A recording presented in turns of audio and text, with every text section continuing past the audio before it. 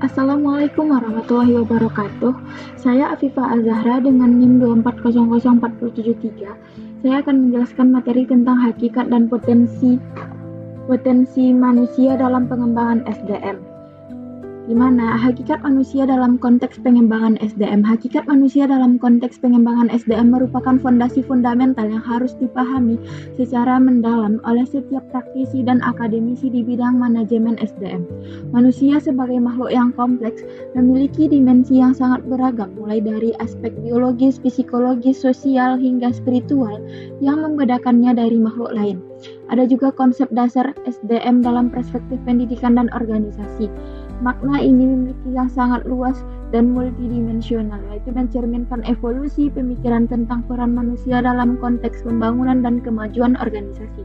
Dari perspektif pendidikan, SDM dipandang sebagai hasil dari proses pembelajaran dan pengembangan kapasitas manusia melalui berbagai aktivitas pendidikan formal dan non-formal dan informal. Pendidikan menjadi instrumen hasil utama yang mengembangkan potensi manusia sehingga dapat berkontribusi secara optimal dalam berbagai aspek kehidupan, termasuk dalam dunia kerja dan organisasi. Ada juga potensi dasar manusia, yaitu fisik, intelektual, emosional, dan sosial. Potensi fisik merupakan kapasitas dasar yang berkaitan dengan kemampuan tubuh manusia untuk melakukan berbagai aktivitas fisik yang diperlukan dalam pekerjaan. Ada juga potensi intelektual, yaitu kemampuan kognitif manusia yang meliputi kapasitas untuk berpikir logis, memecahkan masalah, menganalisis informasi, membuat keputusan, dan menghasilkan ide-ide kreatif dan inovatif. Ada juga potensi emosional, yaitu kemampuan untuk mengenali, memahami, dan mengelola emosi diri sendiri secara emosi orang lain secara efektif. Konsep ini mencakup 5 komponen utama, yaitu kesadaran diri, pengaturan diri, motivasi, empati, dan keterampilan sosial. Ada juga potensi sosial, yaitu berkaitan dengan kemampuan untuk berinteraksi, berkomunikasi, dan berkolaborasi secara efektif dengan individu atau kelompok lain dalam berbagai konteks sosial. Potensi ini mencakup keterampilan komunikasi, kemampuan kerja sama tim, kepemimpinan, negosiasi, dan kemampuan untuk membangun jaringan yang luas. Ada juga implikasi potensi dasar manusia terhadap strategi pengembangan SDM.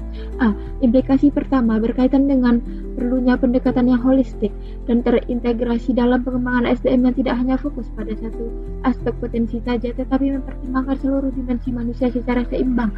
Yang kedua adalah implikasi kedua perlunya individualisasi dalam program pengembangan SDM. Setiap individu memiliki profil potensi yang unik dengan kekuatan dan kelemahan yang berbeda-beda pada masing dimensi potensi. Oleh karena itu, strategi pengembangan SDM harus fleksibel dan dapat disesuaikan dengan kebutuhan karakteristik individual. Jadi, implikasi ketiga adalah berkaitan dengan pentingnya menciptakan lingkungan yang kondusif untuk mengembangkan seluruh potensi manusia. Lingkungan kerja yang mendukung tidak hanya menyediakan fasilitas fisik yang memadai, tetapi juga menciptakan budaya organisasi yang menghargai pembelajaran, inovasi, kolaborasi, dan pengembangan diri. Yang D, implikasi keempat adalah perlunya integrasi antara strategi pengembangan SDM dengan strategi bisnis organisasi secara keseluruhan. Pengembangan potensi manusia harus sejalan dengan tujuan strategi organisasi, sehingga investasi yang dilakukan dapat memberikan return yang maksimal. Mungkin sekian penjelasan dari saya.